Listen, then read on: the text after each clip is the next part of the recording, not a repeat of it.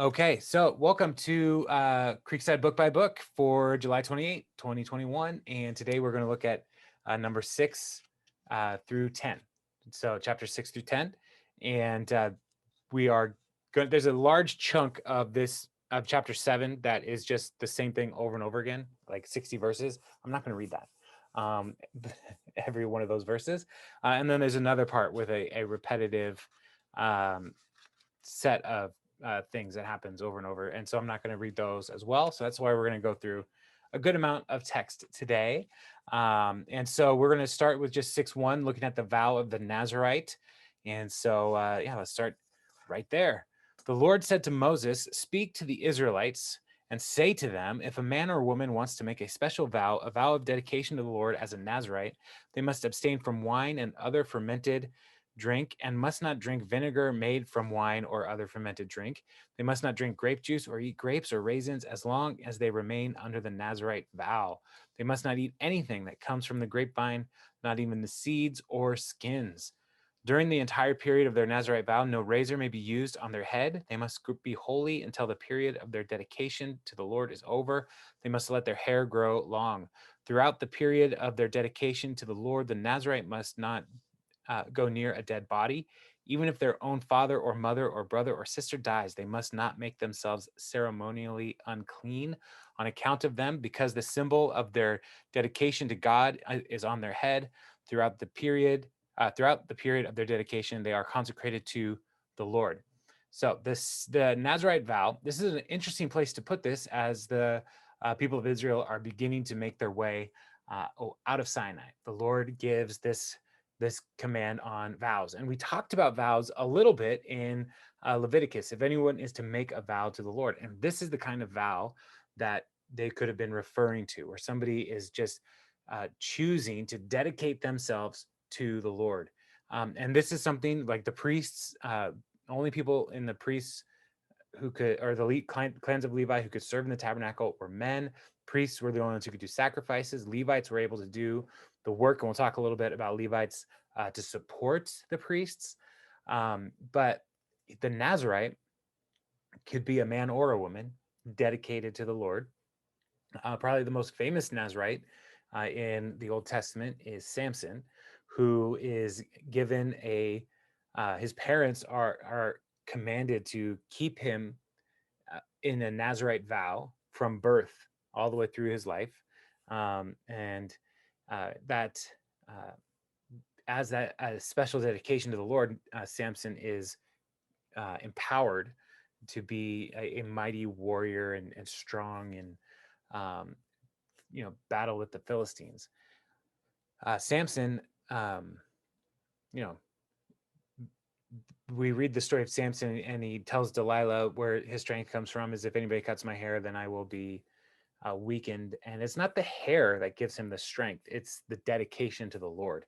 And the hair is a sign to people around him, that he is dedicated, that he is set apart, and he's living in this vow. And so these people who choose to do this, men, women, rich, poor, from any tribe, they would serve. They would most likely give their time and serve like, alongside the Levites in some capacity. It could also be a time where they are dedicated to the Lord in a way where they are fasting and praying more fervently. And there is no set time for how long somebody needs to be a Nazarite. It's something that they determine, but they go in and they make a vow and say, like, I'm going to dedicate the next 3 months to the service of the Lord as a Nazarite. And so they let their hair grow for 3 months. And during this time, they can't drink any, uh, really touch anything with and a hint of possible fermentation. And then also they can't touch a dead body. These are the things that, or be near to a dead body, or grieve with a family member's passing. And so these are the things that set them apart.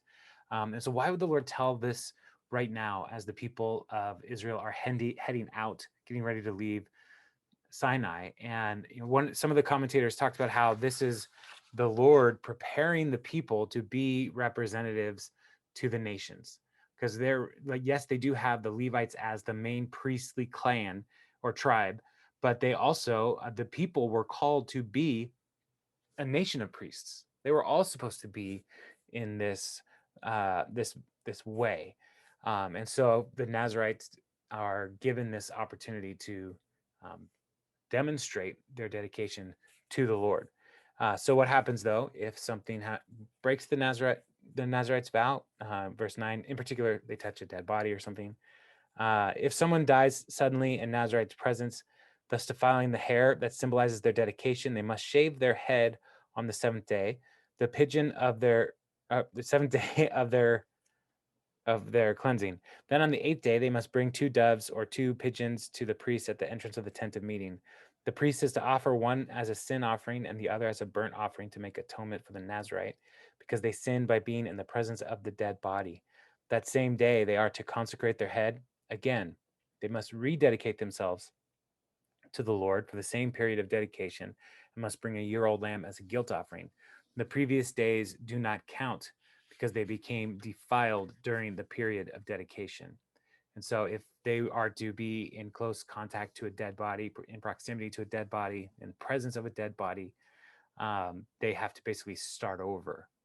And they're starting over, like they're bringing these sacrifices that we talked about in Leviticus as ways of purifying themselves, a sin offering and a guilt offering, and these are part of the reset. And so they shave their head, they restart their vow to the Lord, and the time that they promised in the first place would happen again, all over. And so the Levite would be, or the Nazarite would be very careful during their vow to observe these things. But sometimes things just happen. And, part of the reason why like this reset is important is because it would keep people from entering into vows um, without really being fully committed to the vow. And so, knowing that if they messed it up somehow, they'd have to start over. Then they wouldn't just like be like, yeah, I'm going to do this vow. It's like Lent. I'm going to give up chocolate for Lent, and then like 2 weeks in, like I love chocolate. It's over. That's not how the Nazarites would view their vows. They would look at this as a time of intense dedication to the Lord. So let's say their time is up, their term is fulfilled. Verse 13 explains that. Now, this is the law of the Nazarite. When the period of their dedication is over, they are to be brought to the entrance of the tent of meeting. There they are to present their offering to the Lord, a year-old lamb without defect for a burnt offering, a year-old ewe lamb without defect for a sin offering, a ram without defect for a fellowship offering, together with the grain offering and drink offerings, and a basket of bread made with the finest flour and without yeast, thick loaves with olive oil mixed in, and thin loaves brushed with olive oil. The priest is to present all these before the Lord and make the sin offering and the burnt offering. He is to present to the basket of unleavened bread and is to sacrifice the ram as a fellowship offering to the Lord, together with its grain offering and drink offering. Then at the entrance to the tent of meeting, the Nazarite must shave off the hair that symbolizes their dedication. They are to take the hair and put it in the fire that is under the sacrifice of the fellowship offering. After the Nazarite has shaved off the hair that symbolizes their dedication, the priest is to place in their hands a boiled shoulder of the ram and one thick loaf of one thin loaf from the basket, both made without yeast. The priest shall then wave these before the Lord as a wave offering. They are holy and belong to the priest, together with the breast that was waved and the thigh that was presented. After that, the Nazarite may drink wine. This is the law of the Nazarite who vows offerings to the Lord in accordance with their dedication. In addition to whatever else they can afford, they must fulfill the vows they have made according to the law of the Nazarite. So at the conclusion, they bring these offerings, and they also cut and burn the hair. And so while we are we've gone over a lot of these different sacrifices in the past, and these guilt offerings, these wave offerings. So this is all part of the reintroduction into normal life for a person of Israel. And so they are essentially doing the work that people would normally do in their normal worship of the Lord, and saying, I am stepping out of this season of dedication and stepping back into my normal practice. And so this, though, they're in their peace offering that they're giving, they are giving more than they normally would.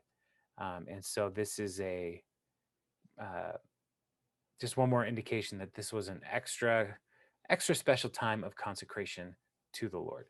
And so it is not the Nazarite vow is not something that is required for everybody to do. It is something that people, when they maybe feel the Spirit of God calling them to do that, that's what they would do. So Samson was a Nazarite. Samuel was most likely a Nazarite.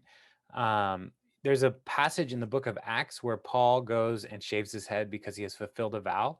Paul, a follower of Jesus, probably could have been partaking in a Nazarite vow as a way of taking time to dedicate to the Lord. And so that's something that, it's followers of Jesus. Like, we can't do all of the sacrifices and stuff that are here, but like, if there's a time to practice dedication to the Lord, like, that is something that we can do. And it's something that the Lord would honor as we are trusting him with that vow. So in verse 6:22, we see a passage that we're pretty familiar with at Creekside. The Lord said to Moses, "Tell Aaron and his sons, this is how you are to bless the Israelites. Say to them, the Lord bless you and keep you. The Lord make his face shine on you and be gracious to you. The Lord turn his face towards you and give you peace. So they will put my name on the Israelites, and I will bless them." So this high priestly blessing is essentially whenever the priest is releasing somebody from the tabernacle back into their normal life. So as a Nazarite, like, the Lord is, or the high priest is putting this blessing on the Nazarite when their vow is completed, saying, "The Lord bless you and keep you." But it could also be when some at the end of the meetings at the tabernacle or the teaching times, the high priest was to put the blessing of the Lord on them.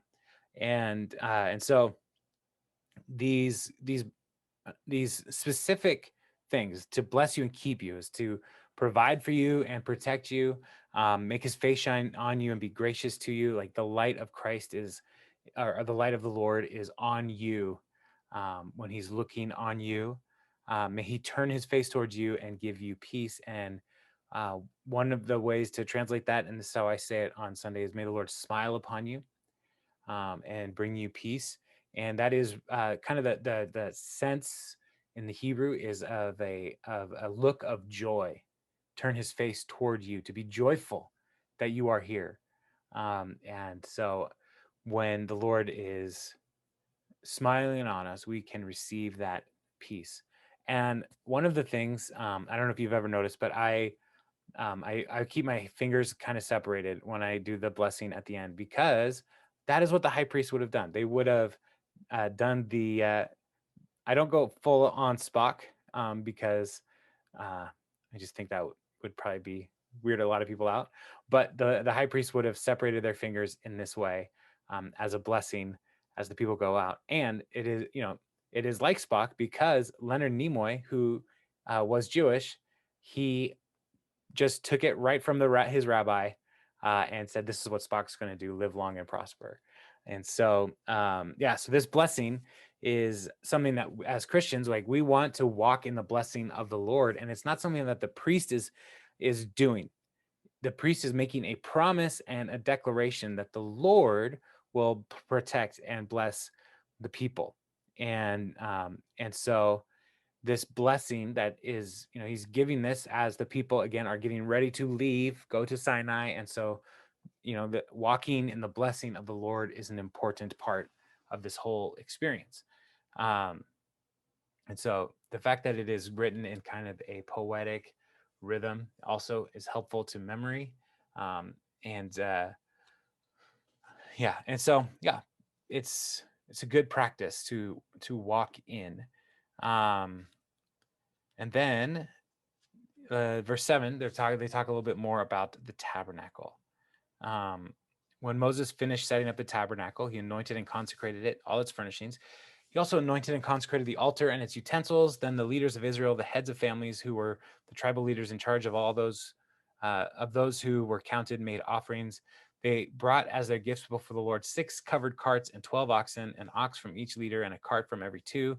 These two they presented to the Lord before the tabernacle. The Lord said to Moses, "Accept from these from them, that they may be used in the work at the tent of meeting. Give them to the Levites as each man's work requires." So Moses took the carts and oxen and gave them to the Levites. He gave 2 carts and 4 oxen to the Gershonites as their work required, and he gave 4 carts and 8 oxen to the Merarites as their work required. They were all under the direction of Ithamar, son of Aaron, the priest, but Moses did not give any of the to the Kohathites because they were to carry on their shoulders the holy things for which they were responsible. When the altar was anointed, the leaders brought their offerings for its dedication and presented them before the altar. For the Lord had said to Moses, each day one leader is to bring his offering at the dedication of the altar. All right, so they are doing the tabernacle setup. Everything's being dedicated. Everything's being anointed and prepared, and they're getting ready to leave. And then it's like, well, we need things that to help us get out. And so they're going to need these carts, in particular. And so the Gershonites and the Merarites, they get carts for all of the parts of the tabernacle that they're responsible for. But the Kohathites, who are carrying the lampstand, they're carrying the table of the presence, they're carrying the ark. Those all have poles on them to keep them from being handled by just anybody, and so they're not put on a cart. And so so that's why they weren't given any carts. And so then the tribal leaders are the ones who bring and bless the Levites with all of these things. And then verses 12 through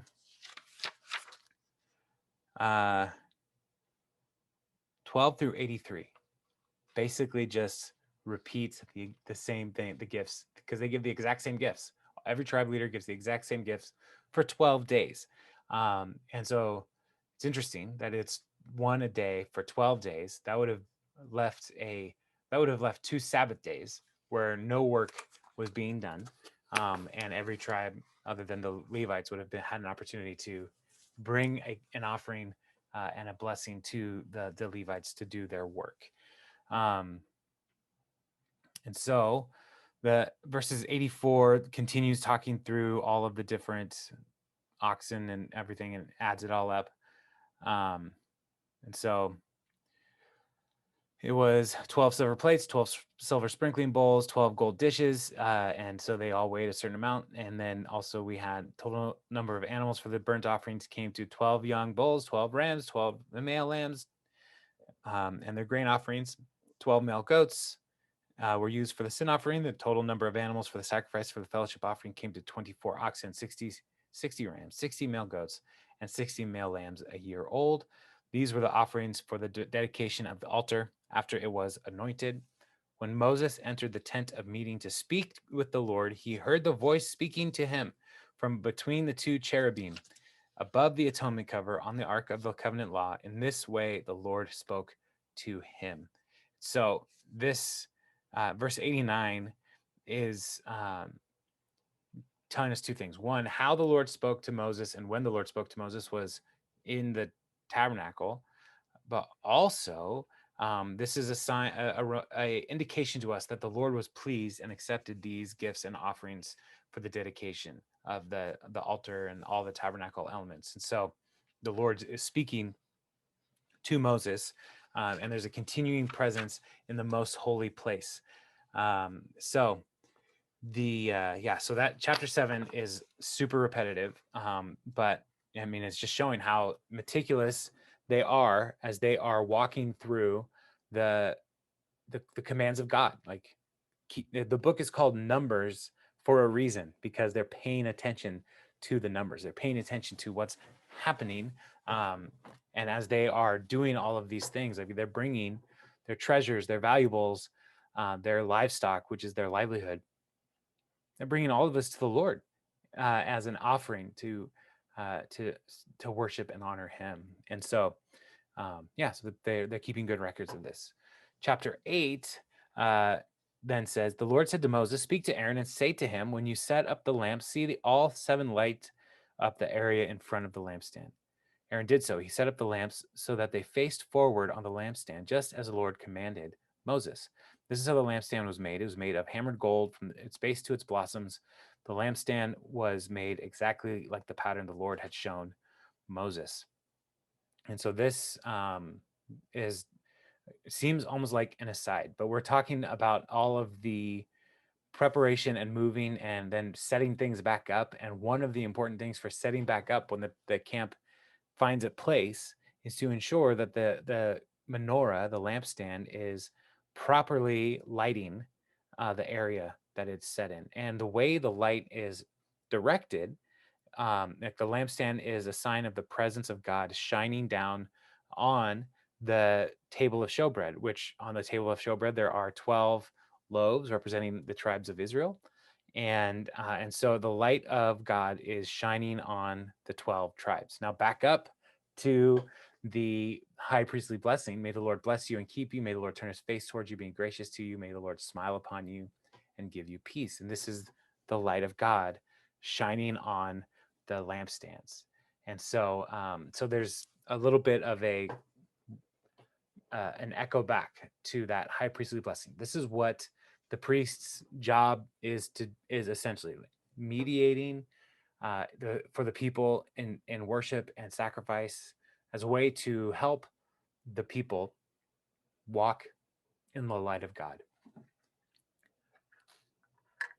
And so that short little thing, Aaron does exactly what he's told. So the Aaron's sons, Aaron and his sons have been consecrated and dedicated, and their family is ready for service in the tabernacle. But then there's the rest of the Levites who have not been dedicated, and that's what this next section is all about, because the Levites are going to do a lot of the work of supporting the tabernacle, moving it and tearing it, breaking it down, setting it back up. And so they need to be consecrated. And so that's what is happening in this next section, starting in verse 5. The Lord said to Moses, take the Levites from among all the Israelites and make them ceremonially clean. To purify them, do this: sprinkle the water of cleansing on them, then have them shave their whole bodies and wash their clothes, and so they will purify themselves. Have them take a young bull with its grain offering of the finest flour mixed with olive oil. Then you are to take a second young bull for a sin offering. Bring the Levites to the front of the tent of meeting and assemble the whole Israelite community. You are to bring the Levites before the Lord, and the Israelites are to lay their hands on them. Aaron is to present the Levites before the Lord as a wave offering from the Israelites, so that they may be ready to do the work of the Lord. Then the Levites are to lay their hands on the heads of the bulls, using one for a sin offering to the Lord and the other for a burnt offering, to make atonement for the Levites. Have the Levites stand in front of Aaron and his sons and then present them as a wave offering to the Lord. In this way, you are to set the Levites apart from the other Israelites, and the Levites will be mine. After you have purified the Levites and presented them as a wave offering, they are to come do their work at the tent of meeting. They are the Israelites who are to be given wholly to me. I have taken them as my own in place of the firstborn, the first male offspring from every Israelite woman. Every firstborn male in Israel, whether human or animal, is mine. When I struck down all the firstborn in Egypt, I set them apart for myself. And I have taken the Levites in place of all the firstborn sons in Israel. From among all the Israelites, I have given the Levites as gifts to Aaron and his sons to do the work at the tent of meeting on behalf of the Israelites and to make atonement for them, so that no plague will strike the Israelites when they go near the sanctuary. Moses, Aaron, and the whole Israelite community did with the Levites, just as the Lord commanded Moses. The Levites purified themselves and washed their clothes. Then Aaron presented them as a wave offering before the Lord and made atonement for them to purify them. After that, the Levites came to do their work at the tent of meeting under the supervision of Aaron and his sons. They did with the Levites just as the Lord commanded Moses. The Lord said to Moses, this applies to the Levites. Men 25 years old or more shall come and take part in the work at the tent of meeting. But at age 50, they must retire from their regular service and work no longer. They may assist their brothers in performing their duties at the tent of meeting, but they themselves must not do the work. This then is how you are to assign the responsibilities of the Levites. All right, so the Levites and the priests, Aaron's clan, Aaron's family, they had all of this elaborate sacrifice, 7 days of isolation, all of these different elements. The Levites are just cleansed, and they shave their bodies to remove any kind of impurity that could possibly be on them. And then they have these two bulls, and one is a sin offering, and the other is a burnt offering. And so the people lay their hands on the Levites, and what's most likely happening here is the people are being represented by their clan leaders, which have been doing a lot of the work of bringing the offerings and that kind of stuff. So the clan leaders would lay their hands on the Israelites as representatives, because as the Lord says here, the Levites are standing for every firstborn male from the rest of Israel, and so they're gods. They belong to God, not they are lowercase g gods, but they are God's possession. And so he has set them aside. And so they're going to do this work as the assisting in the tabernacle. Then also an interesting thing, like Aaron is to present the Levites as a wave offering. And with a wave offering, the priest would lift up the thing that's being waved and wave it around. And so this is a symbolic wave offering. Aaron did not pick up all the Levites and wave them around. And so he's essentially saying, Lord, these are yours. We thank you for these people, these men who are going to serve in your tent of meeting. And so they laid their hands on the Levites, and then the Levites laid their hands on the bulls. As we see in the sacrificial system, the laying hands on an animal is like as a representative. You're transferring yourself, your sinfulness, your impurity onto the sin offering, and then so that bull is taking your place essentially. So so this is the Levites getting ready to do the work at the tabernacle, because the tabernacle is about to get moving, and so they need to be consecrated to be able to do the work. Otherwise, they would be bringing judgment on themselves. So let me see here. The Levites.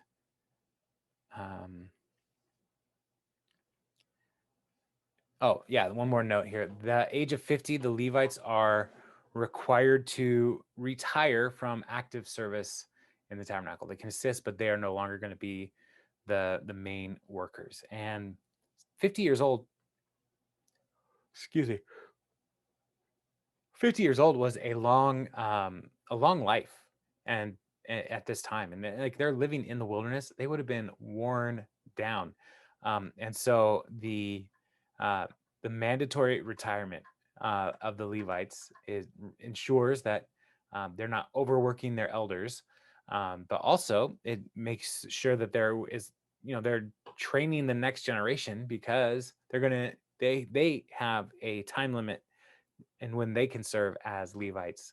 And so they have to be, replicating and making sure that there's enough Levites who know how to do the work. But thinking about the work that the Levites do, there's a lot of breaking down, a lot of lifting. And so, you can only do that for so long with the human body. So verse 9 then, because we're still not leaving Sinai yet, but we're getting closer. The Lord spoke to Moses in the desert of Sinai in the first month of the second year after they came out of Egypt. He said, have the Israelites celebrate the Passover at the appointed time. Celebrate it at the appointed time at twilight on the 14th day of this month, in accordance with the rules and regulations. So Moses told the Israelites to celebrate the Passover, and they did so in the desert of Sinai at twilight on the 14th day of the first month. The Israelites did everything just as the Lord commanded Moses. So we are 1 year out from the Exodus event. This is the second Passover. And so the people are at Sinai, and they've done the lamb liturgy. They've put the blood on their tent posts somehow. So they're doing all of the bitter herbs, all the different things that are part of the Passover. And so this is great. Passover, for the second Passover, first Passover in the wilderness. Verse 6, but some of them could not celebrate on that day because they were ceremonially unclean on account of a dead body. So they came to Moses and Aaron that same day and said to Moses, "We have become unclean because of a dead body, but why should we be kept from presenting the Lord's offering uh, with the other Israelites at the appointed time?" Moses answered them, "Wait until I find out what the Lord commands concerning you." And so the people want to they want to worship God, they want to observe the Passover, but because like a family member died in their tent, right? And so now like they can't offer sacrifices because they cannot be cleansed in time for the Passover. And so like their question here is like, can you just like is not, can you just give us like a hall pass on this? Like we're good for this Passover. But they want to offer, they want to do the Passover. They want to remember how the Lord has rescued them from slavery. And so Moses doesn't just make something up, but he says, I will go and ask the Lord to see what he says. And so probably went into the tent of meeting, and in between the cherubim, somehow the Lord was speaking to Moses from from there. The Lord said to Moses, "Tell the Israelites, when any of you or your descendants are unclean because of a dead body or are away on a journey, they are still to celebrate the Lord's Passover, but they are to do it on the 14th day of the second month at twilight. They are to eat the lamb together with unleavened bread and bitter herbs. They must not leave any of it until morning or break any of its bones. When they celebrate the Passover, they must follow all the regulations. But if anyone who is ceremonially clean and not on a journey fails to celebrate the Passover, they must be cut off from their people for not presenting the Lord's offerings at the appointed time. They will bear the consequences of their sin. A foreigner residing among you is also to celebrate the Lord's Passover in accordance with the rules and regulations. You must have the same regulations for both the foreigner and the native born."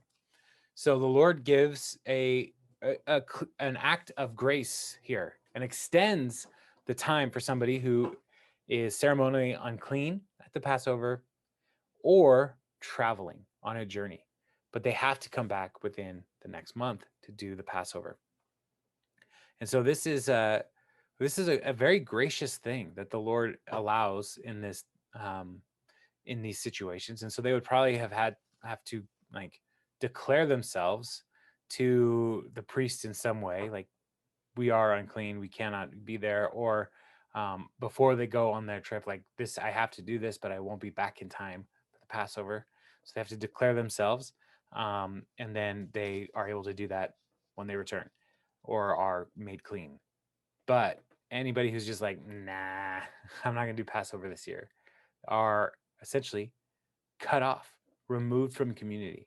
There could being cut off is, extreme sense could be like execution, or just kicked out of the community, shunned in such a way where they are um, outside of the blessing of God. And so, you know, the Lord takes his festivals seriously, and he wants his people to do the festivals because the festivals remind the people of God's saving work. And so the same reason why communion is a part of the church, it helps us remember God's saving work. Why we do baptism, it helps us remember God's saving work. These are parts of, for the Christian tradition, these festivals are ways that we can remember what God has done. But even observing Good Friday, celebrating Easter, celebrating Christmas, at heart, it is about remembering God's work. The Christian calendar throughout the year, different churches have different traditions around it, but we don't want to just look at the Old Testament and the Jewish festivals and say, well, you don't have to do that anymore, because we have made we have created our own holy days as well. And so we can remember these holy days in the Old Testament and say, these are good and these are edifying.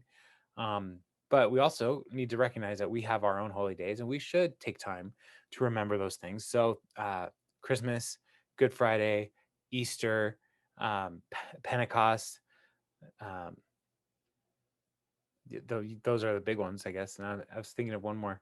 But there's a ton of feast days all throughout the year that we could take some time. Annunciation, and then dedication of Jesus. These are all different things that we could hold on to as our own kinds of festivals as well. So, all right, verse 15 of chapter 9. On the day the tabernacle, the tent of covenant law, was set up, the cloud covered it. So the presence of God is resting over the tabernacle. From evening till morning, the cloud covered the tabernacle, looked like fire. That is how it continued to be. The cloud covered it, and at night it looked like fire. Whenever the cloud lifted from above the tent, the Israelites set out. Wherever the cloud settled, the Israelites encamped. As at the Lord's command, the Israelites set out, and at his command, they encamped. As long as the cloud stayed over the tabernacle, they remained in camp. When the cloud remained over the tabernacle a long time, the Israelites obeyed the Lord's order and did not set out. Sometimes the cloud was over the tabernacle only a few days.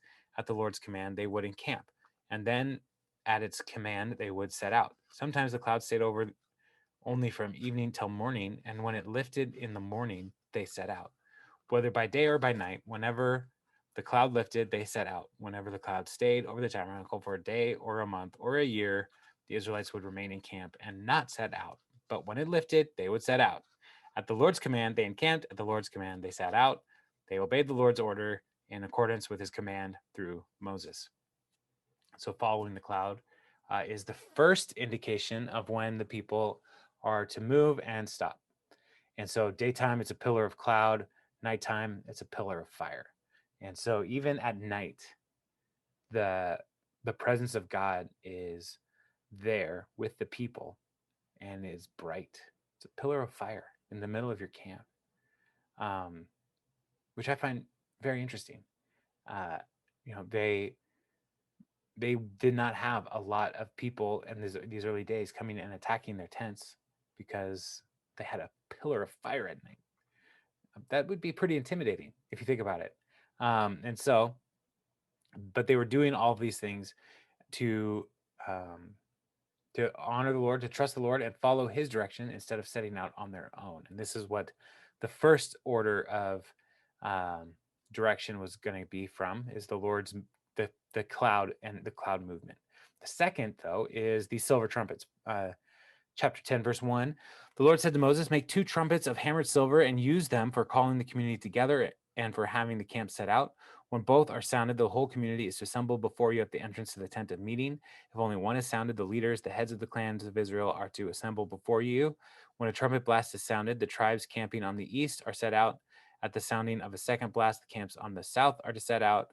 The blast will be the signal for setting out. To gather the assembly, blow the trumpets, but not with the signal for setting out. The son of Aaron, the priests, are to blow the trumpets. This will be a lasting ordinance for you and the generations to come. When you go into battle in your own land against the enemy who is oppressing you, sound a blast of the trumpet. Then you will be remembered by the Lord your God and rescued from your enemies. Also, at your times of rejoicing, your appointed festivals, your new moon feasts, you are to sound trumpets over your burnt offerings and fellowship offerings, and they will be a memorial for you before your God. I am the Lord your God." All right, so first sign that they're supposed to move is the pillar of cloud moving. The second sign is a way of organizing the camp. These silver horns, trumpets, they are not like a shofar. They are metal horns, like a bugle, and so they are used to communicate when do we gather together, what time, and like you come to the tabernacle now, as well as communicate which section of the camp is to move first. And so it starts east and works its way around from east, south, west, north, and they work their way to to follow after the cloud. And so this is just a way of giving organization to the people. And so the yeah, it's not that they are not trusting the Lord when to move, but God is a God of order. And so he's like, I'm trying to move like a couple million people in the wilderness. I'm going to need you guys to help with the logistics on this. And so that's what the temple or the trumpets are for. And then verse 11, on the 20th day of the second month of the second year, the cloud lifted from above the tabernacle of the covenant law. Then the Israelites set out from the desert of Sinai and traveled from place to place until the cloud came to rest on the desert of Paran. they set out the first time at the Lord's command through Moses. So we're moving. We're leaving Sinai. We're on the way. And so they would have seen the pillar of cloud moving, and then they would have started blowing the trumpets, communicating, we have to go, follow the cloud. And so they, the next section, 14 through 27, is giving just the way they went and who's in charge and who's leading the tribes as they work around the camp to leave. And then verse 29 says, now Moses said to Hobab, son of Ruel, at the Midianite, Moses' father-in-law, we are setting out for the place about which the Lord said, I will give it to you. Come with us, and we will treat you well, for the Lord has promised good things to Israel. He answered, no, I will not go. I am going back to my own land and my own people. But Moses said, please do not leave us. You know where we should camp in the wilderness, and you can be our eyes. If you come with us, we will share with you whatever good things the Lord gives us. So they set out from the mountain of the Lord, traveled for 3 days. The ark of the covenant of the Lord went before them during these 3 days to find them a place of rest. The cloud of the Lord was over them by day, and when they set out from the camp. Whenever the ark set out, Moses said, rise up, Lord. May your enemies be scattered. May your foes flee before you. Whenever it came to rest, he said, return, Lord, to the countless thousands in Israel.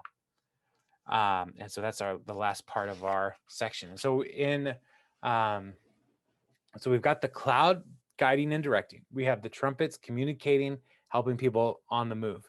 And then Moses invites Hobab, son of Ruel, the Midianite, Moses' father-in-law. And so there's a couple different interesting things going on with this person. It could be that Jethro is also named Hobab, because Hobab is Moses' father-in-law, or Ruel, the Midianite, is also named Jethro, and Ruel then is Hobab's father, so Hobab would be Moses's brother-in-law. So there are just who is this person? Like, that's kind of the question. And so somehow this relative of Moses through marriage is kind of where we're landing. Relative of Moses through marriage has been with them, and he's leaving. And Moses says, stay with us. You know the land, you know the territory. And so there's now 3 levels of potential help with the camp. When to go with the cloud, and where to go with the cloud. Who's leaving when with the trumpets. And then when they get there, they're trusting that the Lord will provide for them, but Hobab knows the terrain. He knows what is in those areas, and he knows how to help the camp survive day to day. And so that's why Moses is like, I would love for you to stay with us. We'll treat you well. We'll take care of you. This will just be a mutual benefit. And he doesn't give us an affirmative here after Moses' second request. But it seems like that, because he didn't say no again, that he accepted the invitation to stay with the people. And so they leave Sinai.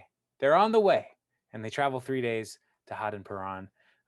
And I love the way Moses prays as they're getting ready to go. Rise up, Lord. May your enemies be scattered. May your foes flee before you.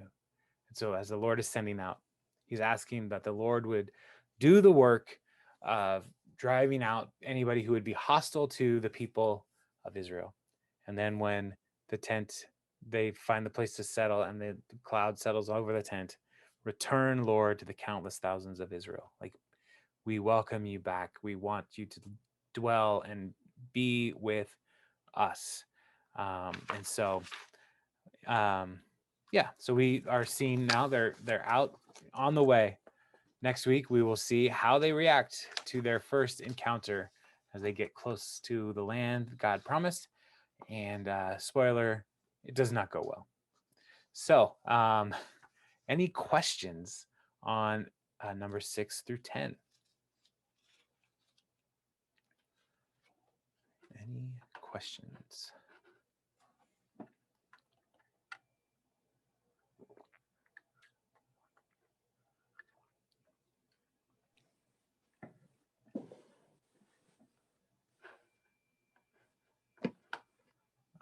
All right, I'm just looking at the chat. And Jeff, yeah, cool. Casey treats kids have tattoos. All right. Yeah. A lot of people have tattoos. Kathy and I thought about getting tattoos. We have not, because just I don't know. It just doesn't sound fun. And yeah, and no matter what, if you have Jesus, we will be with God for eternity. Yeah. Thank you, Jeff. Yeah. Any questions though on numbers 6 through 10? I had a question. Yes.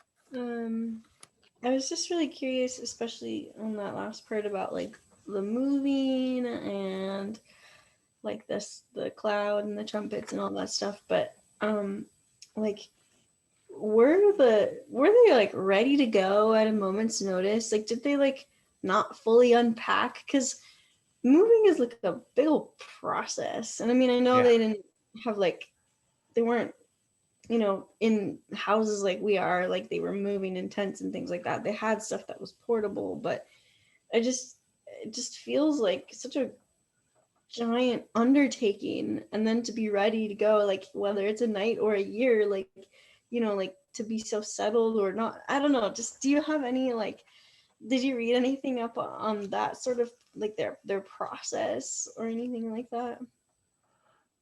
No. Okay. No, they didn't have a packing guide for the people of Israel. Yeah. But you're right. It would be like if they're there for months, which it says like they could have been there for a long time or a year, like they would have settled in. Yeah. And so like that command to move, like they must have always just been kind of ready, which is part of the nomadic lifestyle, like living simply, and being able to use their cattle and all of those different animals that were with them as pack animals. Like they had systems for all of these kinds of things as nomads, and like their their heritage is from Abraham is as nomads. Abraham wandered around the land for a long time, and so it's probably some kind of skill set that was passed on generation to generation to be able to go, even though they were not able to go anywhere for 400 years in Egypt. But there is probably some kind of just cultural awareness or cultural skill set that they're still holding on to. So, yeah, but it would be a major pain in the butt. Like, so, and I don't know. I mean, I don't know how fast the cloud moves. Like, I don't know if they see the cloud just start lifting up in the morning. They're like, "Oh, guys, today's the day. Pack it up." So, but they never got lost. So like they seem to always make it. Yeah. So Good. Yeah, I guess that makes a lot of sense though. Like if that is your lifestyle, like and your cultural lifestyle, that it would be something you're used to. Whereas like our lifestyle, like well, I mean, mine isn't like that. So yeah, that yeah. Well, I have like I'm doing this remodel in my home office, and like all my books are boxed up, which I probably was. Most people say, Jason, you have too many books, and don't look at this. Don't look, because these are not all my books. But like if I had to move like in a day, my heart would break. Like I'm gonna have to just leave all these books. I'm not gonna be able to move them all. But they didn't have things like books. They didn't have a TV. They got to figure out and call the cable company. And like I got to change my service. Like, they didn't have all this stuff that we have. So yeah, but it would have still been not easy. So, and it's like 2 million people moving from one place to another. And so like it says it's a 3-day journey to Haden Paran, and that's probably 3 days like quick. Like the tent the tent and like the Levites and the cloud probably rested there, and they had to catch up to the cloud, right? And so it was a long walk for a lot of people. So I heard somebody talking and I cut them off. I'm sorry. I know, I was just saying that's a lot of people, like logistically, to move at one time. So yeah, and that's why the trumpets are so important. Is like you pay attention to the signals and follow the signals. So like not all of them are like I want to be in front. Like no, you don't get to be in front. yeah, You're third, or your whole group is fourth. And then even in the camp, like having a peel out schedule for all the different tents and the families and clans. So a lot of work. I got a question. Yes. For the Aaronic blessing, since it was originally for the Israelites, how did it get carried over to be a blessing for us? You know, because we're not Israelites. Yeah. You know, it's, I think my theory, because I don't really know or why Christians do it, is just because it's a blessing from the Bible. And, you know, when we dismiss people, it's a good reminder that we want to go out in the presence of the Lord and carry and like let the Lord lead our everyday life. And so, yeah, so while we're not Jewish and I'm not a high priest, you know, it's still a truth from Scripture that we want to hold on to as God's people in the body of Christ. I have to say, I kind of like the latter one too. Rise up, Lord, may your enemies scattered. I want to say that at the end of Sunday. Yeah. Well, no promises, Carrie. I know. You know the warrior in me. Yeah, but you know, it's not. If you've been watching The Chosen, and I've probably talked about this a bunch of times to a bunch of different people, but one of the things that's interesting in The Chosen is the different times of prayer throughout the day and the prayers that the disciples pray. So they pray over their meals, they have a specific prayer. Then when they wake up, they have a specific prayer. And you know, this is one of those passages that like would not be a bad thing to pray every day. You know, as you are getting started, Lord, like rise up, Lord, may your enemies be scattered, may your foes flee before you. And so now you are following the Lord in that prayer. And then when you go to bed, return, Lord, to the countless thousands of Israel. Like now we are coming down to rest. And so, Lord, I ask your presence even now to be with me as we are resting. You know, so like it wouldn't be bad to just have this as a everyday kind of prayer for your own life. Absolutely. Yeah. Got And the I just question love too. Moses's attitude here is like, we're finally going, rise up, Lord. So Is the showbread the same as the bread of presence? yes. Yeah. Like when in The Chosen, remember when David busts into there and, you know, give me that bread, and he's like, this is the bread of presence, you know. I love how he has to explain to the young man, you know, about laying with the wife. He's like, you know, we get yada yada yada, and he's like, well, what's that? And he goes, well, I'll explain that to you later. Yeah. Yeah, The Chosen does a really good job of highlighting some of these things that were a part of the people of Israel in a way that is educating like Christians. Like if you already know, it's like, oh, that's super interesting. And then it's enough to be like, what is that? Like, what are they doing? But they actually explain it. Like the priest it was explaining it to the young kid, like each one of these is for one of the tribes. And so he's saying the names of the tribes as he's putting them in the piles and all that stuff. Like it's such a good show, guys. I'm with him on that. Watch it. It's really good. I am still totally suckered into that thing. Yeah. So you can download a app on your phone and watch it on the phone for free. So anyway, no more plugs. All right. Any other questions? Oh, no, not question, but getting back to that one. When David busts into the thing and the portion that he says, I didn't know where it was in the Bible, and I was reading it today. It's in Samuel, 1 Samuel 20 something. Mhm. And I was like, oh, that's the portion that when David busts in there and he's saying, well, why are you not protected? At first, I didn't know who this guy was. I was like, who is this person? What do you mean he's not protected? And he says, I'm on a mission from the king. He says, I don't think you and king are on friendly terms. Yeah. And then, he says, no, the king. So I finally found that part. It was impressive. Yeah. It's the life of David is fascinating, and so we're going to talk a lot about David in the coming weeks. But yeah, so I'm glad you found it and to read it in Scripture. So they do a good job of not like fully portraying it, but like creating a sense of urgency in David there, because he's actually running from Saul at that point. So yeah. All right. Any other questions on Numbers 6 through 10? These are all good questions, by the way, Carrie. So I kind of see an association. I don't understand why God chooses number 12, but we have the 12 tribes, the 12 disciples, and then you jump fast forward the 12 days of Christmas.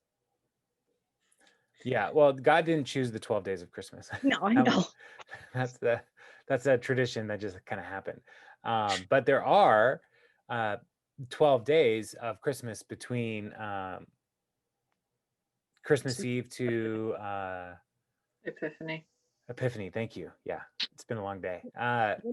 So those 12 days between Christmas Eve to Epiphany, that is the 12 days of Christmas. So Christmas Eve is actually the first day of Christmas. And then Christmas tide goes on to Epiphany. And then the next feast day after that is the Feast of Fools, and which is a super fun day. Yeah, we don't do that in most Protestant traditions, but so those traditions, like the 12 days, like 12 tribes, 12 disciples, 12 sons of Israel, all of these 12s, like when you see a 12 in the Bible, you should pay attention. So God is doing something. And so the 12 disciples, Jesus is constituting a new Israel through his disciples is what's being communicated there. So yeah. I got one more question. We were getting back to the beginning where it talks about the Nazarites. Is that the same as a Nazarene? Debatable. I mean, because Jesus was a Nazarene. So yeah. Well, Jesus was from Nazareth. But wouldn't that make him a Nazarene? I mean, did your city? He was called a Nazarene, but he drank wine, so he could not have been a Nazarite. Okay. For his ministry, he could have been a Nazarite for a season, but his ministry actually would prohibit him from being a Nazarite. He touched dead bodies, like like he was not concerned about being made unclean. Like those are the things that the Nazarite needed to be concerned about. So I read several commentaries that said Jesus, he was called a Nazarene, but that does not mean he was a Nazarite. But yeah, so Nazareth, like Nazarene is just like a person from Nazareth. So, which is just a town, a small little town, North Israel way. So your city didn't define you; it was the actual clan you were in. That would define you. Kinda, yeah. I mean, Jesus was from the tribe of Judah, descendant of David, and so he was a Judahite. He lived in Nazareth, or was raised in Nazareth, from like 12 years on, or somewhere around then. And so, yeah. But anyone from any tribe in Israel could be a Nazarite if they took a vow. Yes. Yeah. Man or woman could be a Nazarite. So, which is I think it's super cool. Just like there's a lot of conversation in like church leadership circles about like women in ministry in particular. And our tradition in the Assemblies of God, we've always actually affirmed women in ministry, looking at Joel 2 and Pentecost. I will pour out my spirit on your sons and daughters, like essentially like God will empower people from both genders to be ministers of his gospel. And people will look at the Old Testament and say the priests were only men, the Levites were only men, so only those people could serve the Lord. But then we have the Nazarite, which is like there are cases of men and women dedicating their lives to serving the Lord in the Old Testament. And so you can't just say the Old Testament has this one pattern.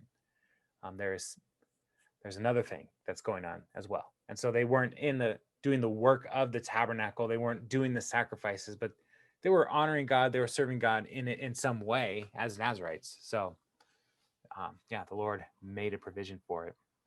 So yeah. All right. Any other questions? Can you hear my dog snoring? I can, yeah. It sounds like a baby cooing. It does. So, Yeah. yeah. Oh, dogs. I have to banish Maggie from my office when I'm doing a meeting at home or my second the craft room now, which is anyway, because she snores so loud. Mm-hmm. And like, you can't be in here, dude. You got to get out of here. So Maggie's my dog, not like a child. Yeah. So, Maggie. Anyway, I'll stop. All right, we should stop. All right.